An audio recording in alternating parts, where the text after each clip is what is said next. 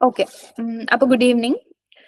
So നമ്മൾ ഇന്നൊരു validation session അല്ലെങ്കിൽ ഒരു recap session of work and economic life എന്നുള്ള ചാപ്റ്റർ ആണ്. Paper 1 work and economic life എന്നുള്ള ചാപ്റ്റർ ആണ് നമ്മൾ നോക്കാൻ പോകുന്നത്. സോ ഇതിൽ നമ്മൾ സ്റ്റാർട്ട് ചെയ്യുമ്പോൾ നമ്മൾ ആദ്യം ഇതിൽ നോക്കേണ്ട ഒരു കാര്യം എന്ന് പറഞ്ഞാൽ വാട്ട് ഇസ് വർക്ക്. അപ്പൊ ഈ സെഷനിൽ നമ്മൾ ഉദ്ദേശിക്കുന്നതെന്ന് പറയുന്നത് ഇതിന്റെ ഈ ചാപ്റ്ററിന്റെ ഒരു റീക്യാപ്പും ഇതിലെ മെയിൻ തിങ്കേഴ്സിനെ കുറിച്ചുള്ള ഒരു എവിടെയെങ്കിലും മെൻഷൻ ചെയ്യണം എന്നുണ്ടെങ്കിൽ ആ തിങ്കേഴ്സിനെ കുറിച്ച് സംസാരിക്കും. ആൻഡ് അപ്പാർട്ട് ഫ്രം ദാറ്റ് PYQസിൽ ഏറ്റവും ഫോക്കസ് കൊടുക്കേണ്ട ഏരിയ ഏതാണ്, മോസ്റ്റ്ലി റിപ്പീറ്റഡ് ആയിട്ട് ക്വസ്റ്റ്യൻസ് ചോദിച്ചിട്ടുള്ള ഒരു ഏരിയ ഏതാണ്, അതിലെന്തെങ്കിലും റിലേറ്റഡ് ആയിട്ട് വാല്യൂ അഡീഷൻ അല്ലെങ്കിൽ ഡേറ്റ ഇങ്ങനത്തെ കാര്യങ്ങൾ നോക്കേണ്ടതുണ്ടോ, അപ്പൊ അങ്ങനത്തെ കുറച്ച് കാര്യങ്ങളായിരിക്കും നമ്മൾ ഈ സെഷനിൽ ഫോക്കസ് ചെയ്യാം. So when we start with work എന്ന് പറയുന്നത് നമ്മൾ ശരിക്കും ഇപ്പൊ എക്കണോമിക്സ് ടേംസിലൊക്കെ നമ്മൾ നോക്കുമ്പോഴേക്ക് വർക്ക് എന്ന് പറയുന്നത് നമ്മളൊരു ഇൻകം ഏൺ ചെയ്യാനുള്ള ഒരു എക്കണോമിക് ആക്ടിവിറ്റി എന്നുള്ള രീതിയിലാണ് നമ്മൾ വർക്കിനെ ഡിഫൈൻ ചെയ്യുന്നത്. ആൻഡ് സോഷ്യോളജിയിലേക്ക് വരുമ്പോൾ ഒരു ഡെഫിനിഷൻ അതുണ്ട്. ബട്ട് അപ്പാർട്ട് ഫ്രം ദാറ്റ് സോഷ്യോളജിയിൽ നമ്മൾ വർക്കിനെ കാണുന്നത് പല ഡയമെൻഷൻസിലാണ്. അതായത് ഇപ്പം നമ്മുടെ വർക്ക് എന്ന് പറയുന്നത് ചിലപ്പോൾ നമ്മുടെ ഒരു ഐഡന്റിറ്റി ഡിഫൈൻ ചെയ്യുന്ന ഒരു കാര്യമായിരിക്കാം, നമ്മുടെ സോഷ്യൽ സ്റ്റേറ്റസ് ഡിഫൈൻ ചെയ്യുന്ന കാര്യമായിരിക്കാം. വർക്ക് പലപ്പോഴും നമ്മുടെ സോഷ്യൽ മൊബിലിറ്റിയിലേക്ക് റിസൾട്ട് ചെയ്യുന്ന ഒരു കാര്യമായിരിക്കാം, അല്ലെങ്കിൽ പവർ സ്ട്രക്ചേഴ്സിൽ ഒരു മാറ്റങ്ങൾ വരുത്തുന്ന ഒരു കാര്യമായിരിക്കാം, അല്ലെങ്കിൽ നമുക്ക് എക്കണോമിക്കലി നമുക്കൊരു ലൈവ്ലിഹുഡ് കൊണ്ടുവരിക, അല്ലെങ്കിൽ നമ്മുടെ സോഷ്യലി ആണെങ്കിൽ നമുക്കൊരു സോഷ്യൽ ക്യാപിറ്റൽ ഡെവലപ്പ് ചെയ്യുക. ഇങ്ങനെയുള്ള ഒരുപാട് കാര്യങ്ങൾ വർക്ക് എന്ന് പറയുന്ന ഒരു കാര്യം ചെയ്യുന്നുണ്ട്. ഇപ്പൊ ഫോർ എക്സാമ്പിൾ നമ്മൾ യൂഷ്വലി പറയുന്ന ഒരു മൊബിലിറ്റിയുടെ കാര്യം, അതായത് ഇപ്പം എൻ്റെ അച്ഛൻ കർഷകനായിരുന്നുവെങ്കിൽ ആൻഡ് കമ്പാരിറ്റീവ്ലി റിലേറ്റീവ്ലി അച്ഛനൊരു ലോ സോഷ്യൽ സ്റ്റേറ്റസ് ആയിരിക്കും ഉണ്ടായെന്നിരിക്കാം. ബട്ട് ഞാൻ പഠിച്ച് എനിക്ക് കുറച്ച് എക്സ്പോഷർ കിട്ടി, ഞാൻ പഠിച്ച് ഫൈനലി ഞാനൊരു IAS ഓഫീസറായി. അപ്പൊ എന്റെ social status in society relatively ഉയർന്നു. അപ്പോൾ എനിക്ക് കിട്ടുന്ന ഒരു മൊബിലിറ്റി ഉണ്ട്. ആ സോഷ്യൽ സ്ട്രക്ചറിൽ ഇൻ ഓക്യുപ്പേഷണൽ ടേംസ് അല്ലെങ്കിൽ ഇൻ ക്ലാസ് ടേംസ് എന്റെ മൊബിലിറ്റി കുറച്ചും കൂടെ ആ മൊബിലിറ്റി ലാഡറിൽ ഞാൻ മേലേക്ക് പോവാണ്, ഞാൻ ഒരു IAS ഓഫീസർ ആവുന്നത് വഴി. സോ ആ ഒരു സോഷ്യൽ മൊബിലിറ്റി നമുക്ക് കിട്ടുന്നത് വയ ആർ വർക്കാണ്, അല്ലെങ്കിൽ ആ ഓക്യുപ്പേഷൻ അല്ലെങ്കിൽ ആ ജോബ്. അപ്പൊ ആ രീതിയിലാണ് നമ്മൾ സോഷ്യൽ മൊബിലിറ്റിയിലേക്ക് വർക്ക് നയിക്കുന്നു എന്ന് പറയുന്നത്. അല്ലെങ്കിൽ പലപ്പോഴും ഇപ്പൊ ഞാൻ ഒരു ഡോക്ടറാണ്, പലപ്പോഴും എന്റെ ഐഡന്റിറ്റി ഡിറ്റർമൈൻ ചെയ്യുന്നത് ആ ഡോക്ടർ എന്നുള്ള ഒരു ഓക്യുപ്പേഷൻ ആയിരിക്കും. ഇപ്പൊ എന്നെ ആൾക്കാർ വിളിക്കുന്നത് ഡോക്ടർ കാജൽ എന്നായിരിക്കും. സോ ആ രീതിയിലേക്ക് നമ്മുടെ ഐഡന്റിറ്റി പോലും പലപ്പോഴും നമ്മുടെ വർക്ക് ബൈ ഡിഫൈൻ ചെയ്യുന്നുണ്ട്. അല്ലെങ്കിൽ ഇപ്പൊ വർക്കിന്റെ കാര്യത്തിൽ തന്നെ ഇപ്പൊ നമുക്ക് അല്ലാതെയുള്ള ഇപ്പൊ ലേഷ്യർ ആക്ടിവിറ്റീസിന്റെ ഒക്കെ എന്താ പറയാ, നമ്മുടെ ഒരു പേഴ്സണൽ ലൈഫിന്റെ അപ്പുറത്തേക്ക് ഒരു പ്രൊഫഷണൽ ലൈഫ്, അല്ലെങ്കിൽ നമുക്ക് very good opportunities for learning, അങ്ങനെ നമ്മുടെ പേഴ്സണാലിറ്റി ഡെവലപ്മെന്റിലേക്കും. സോ വർക്ക് ഇൻ ഷോർട്ട് നമ്മുടെ പേഴ്സണാലിറ്റി അല്ലെങ്കിൽ നമ്മുടെ സോഷ്യൽ കൾച്ചറൽ കമ്മ്യൂണിറ്റി വൈസുള്ള ടൈസ്, ഇങ്ങനത്തെ ഒരുപാട് കാര്യങ്ങൾ ഡിഫൈൻ ചെയ്യുന്ന ഒരു കാര്യമാണ് വർക്ക് എന്ന് പറയുന്നത്. അപ്പം ഇതിൽ നമ്മൾ നോക്കുന്ന കുറച്ച് കാര്യങ്ങളുണ്ട്. ഇപ്പൊ വർക്ക് എന്ന് പറയുമ്പോഴേക്ക് നമ്മൾ കുറച്ച് തിങ്കേഴ്സിനെ നമ്മുടെ മനസ്സിലേക്ക് കൊണ്ടുവരണം. വർക്ക് ആൻഡ് എക്കണോമിക് ലൈഫ് എന്ന് പറയുന്ന ഒരു ചാപ്റ്ററിൽ അതിൽ ഓബ്വിയസ്ലി ഫസ്റ്റ് വർക്ക് തിങ്കർ ആരായിരിക്കും? കാൾ മാർക്സ് ആയിരിക്കും, അല്ലെ? മാർക്സിന്, അതായത് എക്കണോമിക് ആക്ടിവിറ്റിനെ കുറിച്ചാണ് നമ്മൾ പഠിക്കുന്നത്. അപ്പം obviously marks had his own opinions about economic activity അല്ലെങ്കിൽ വർക്ക്. അതായത് മാർക്സ് ഫോക്കസ് ചെയ്തിരുന്നത് ക്യാപിറ്റലിസ്റ്റ് സൊസൈറ്റിയിൽ എങ്ങനെയാണ് വർക്ക് ഡിറ്റർമൈൻ ചെയ്യപ്പെടുന്നത്, എങ്ങനെയാണ് വർക്കേഴ്സിന്റെ സ്റ്റേറ്റസിനെ കുറിച്ച് പഠിച്ചു, എങ്ങനെയാണ് അവരൊരു സർപ്ലസ് എക്സ്ട്രാക്ഷൻ വരുന്നത്, പ്രോഫിറ്റ് മേക്കിങ്ങിലേക്ക് എങ്ങനെയാണ് ഫോക്കസ് പോകുന്നത്, വർക്ക് അൾട്ടിമേറ്റ്ലി ക്രിയേറ്റിവിറ്റി ഫെർദർ ചെയ്യുന്ന ഒരു കാര്യമാണോ, അതോ വർക്ക് എലിനേറ്റിംഗ് ആയിട്ടുള്ള ഒരു കാര്യമാണോ? അപ്പൊ ഇങ്ങനെയുള്ള ഒരുപാട് കാര്യങ്ങൾ മാർക്സ് വർക്കിനെ കുറിച്ച് പഠിച്ചു. അപ്പം നിങ്ങൾ എക്സാം പോയിന്റ് ഓഫ് വ്യൂവിൽ വരുമ്പോഴേക്കും മാർക്സിന്റെ ഒപ്പീനിയൻ ഓൺ വർക്കിനെ കുറിച്ച് നിങ്ങൾ പഠിക്കണം, മാർക്സിന്റെ ഒപ്പീനിയൻ ഓൺ ഡിവിഷൻ ഓഫ് ലേബറിനെ കുറിച്ച് നിങ്ങൾ പഠിക്കണം. അപ്പൊ അങ്ങനെയുള്ള കുറച്ച് കാര്യങ്ങൾ നമ്മൾ ഡിസ്കസ് ചെയ്യും. ആൻഡ് അത് നിങ്ങൾ ഉറപ്പായിട്ടും പഠിക്കാം. അപ്പം ഇപ്പം വർക്കിന്റെ ഡെഫിനിഷൻ നിങ്ങൾക്ക് റിലേറ്റഡ് ടു വർക്ക് എന്തെങ്കിലും ഒരു എക്സാമിന് എഴുതാൻ പറയുന്നുണ്ടെങ്കിൽ നിങ്ങൾക്ക് മോസ്റ്റ്ലി എഴുതാൻ പറ്റുന്ന ഒരു ഡെഫിനിഷൻ ആന്റണി ഗിഡൻസിന്റെ ആണ്. അപ്പം he has told that work is an execution of task which requires mental and physical effort and the production of goods and services to meet our needs. അപ്പൊ ആ ഒരു ഡെഫിനിഷൻ നിങ്ങൾക്ക് ആന്റണി ഗിഡൻസ്, നിങ്ങൾക്ക് അത് കൃത്യമായിട്ട് ഗൂഗിൾ ചെയ്ത് നോക്കാം. ആ ഡെഫിനിഷൻ നിങ്ങൾക്ക് എന്ത് ചെയ്യാം, നിങ്ങളുടെ ആൻസർ പേപ്പറിലോട്ട് വരുമ്പോൾ അക്കോർഡിംഗ് ടു ആന്റണി ഗിഡൻസ് എന്ന് പറഞ്ഞ് വർക്കിന്റെ ഡെഫിനിഷൻ കൊടുക്കാം. So it would be more ഒരു വാലിഡ് ആയിട്ടുള്ള ഒതന്റിക് ആയിട്ടുള്ള ഒരു ഡെഫിനിഷൻ ആയിട്ട് മാറും. ഓക്കെ, ഇനി നമ്മൾ പോകുന്നത് സോഷ്യൽ ഓർഗനൈസേഷൻ ഓഫ് വർക്കിലേക്കാണ്. അപ്പൊ നമ്മളിപ്പോ സോഷ്യൽ ഓർഗനൈസേഷൻ ഓഫ് വർക്ക് എന്ന് പറയുമ്പോൾ നമ്മൾ യൂഷ്വലി അതിനെ ഡിഫൈൻ ചെയ്യാന്ന് പറയുന്നത് the way in which it is organised, structured and distributed in society. അത് ഓരോ ഇപ്പം മാർക്സിന്റെ ഒരു നിങ്ങൾ മാർക്സിന്റെ ചാപ്റ്റർ തിയറി പഠിക്കുമ്പോൾ പഠിച്ചിട്ടുണ്ടാവുന്ന ഒരു കാര്യമാണ്.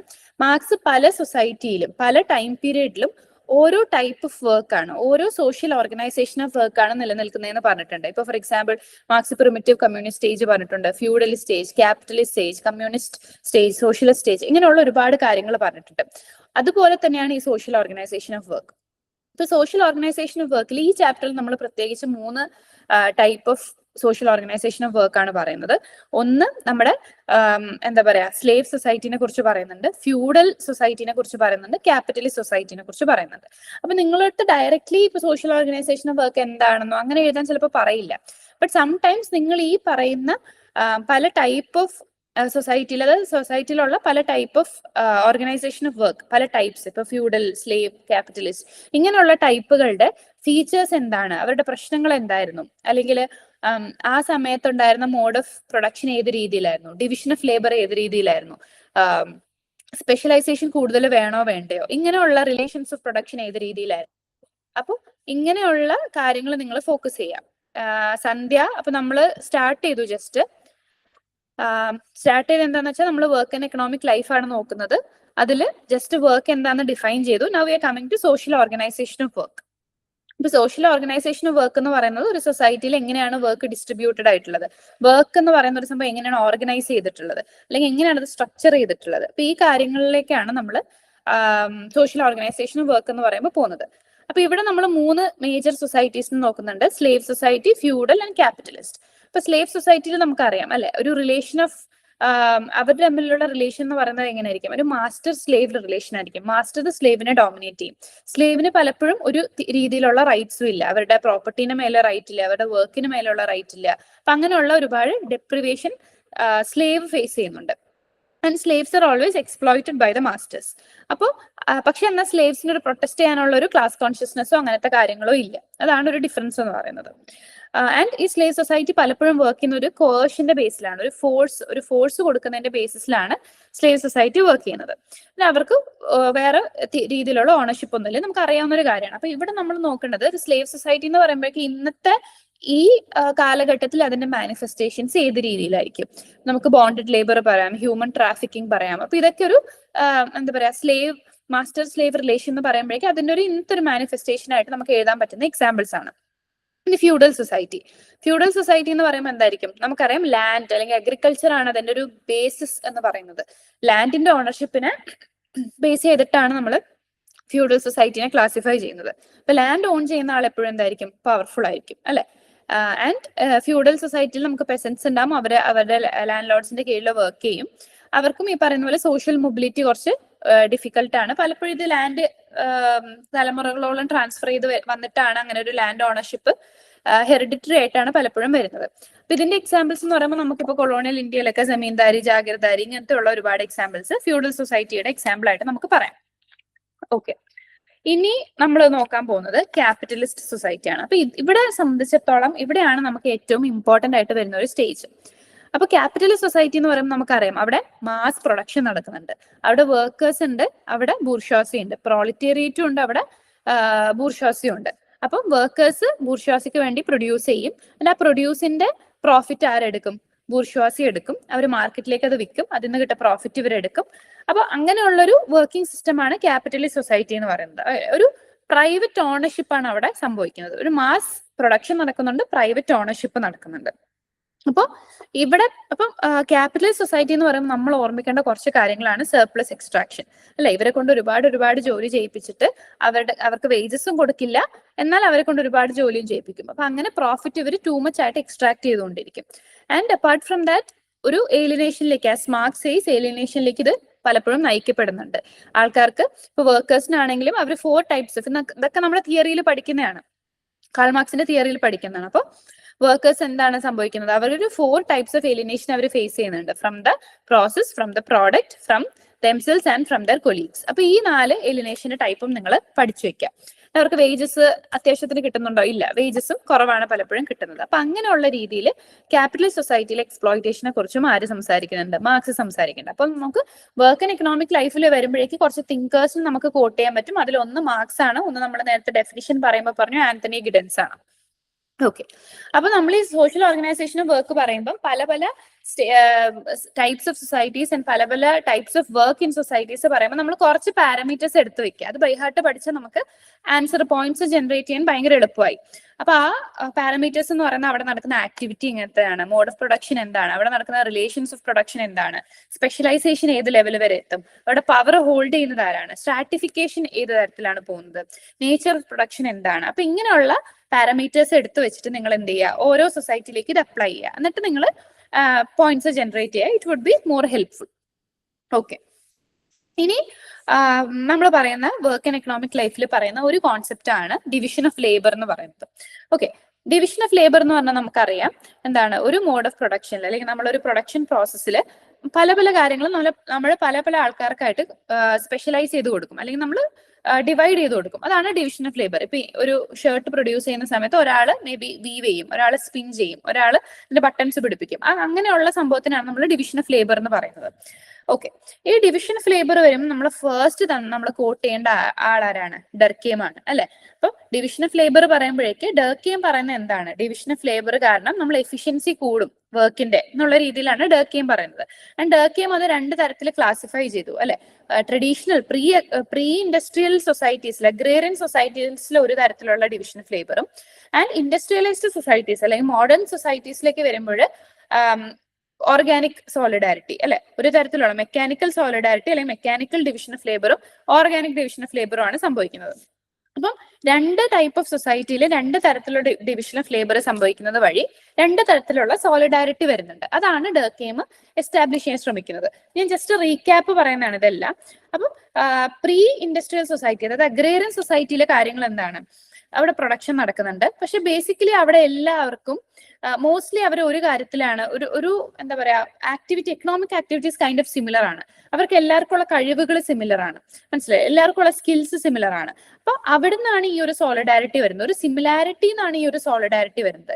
യൂണിഫോമിറ്റി ഉണ്ട് അവിടെ, എല്ലാവർക്കും ഉള്ള കഴിവുകളും എല്ലാവർക്കും ഉള്ള പ്രൊഡക്ഷൻ പ്രോസസ്സും ഇതെല്ലാം കൈൻഡ് ഓഫ് സിമിലർ ആയതുകൊണ്ട് അവർ തമ്മിലൊരു യൂണിറ്റി ഉണ്ടാവുകയും അവിടുന്ന് വരുന്ന ഒരു സോളിഡാരിറ്റിനെയാണ് നമ്മൾ മെക്കാനിക്കൽ സോളിഡാരിറ്റി എന്ന് പറയുന്നത്. അവർ തമ്മിലൊരു കളക്റ്റീവ് കോൺഷ്യസ്നസ് ഉണ്ടാവുന്നുണ്ട്. അതിൽ നിന്നാണ് മെക്കാനിക്കൽ സോളിഡാരിറ്റി വരുന്നത്.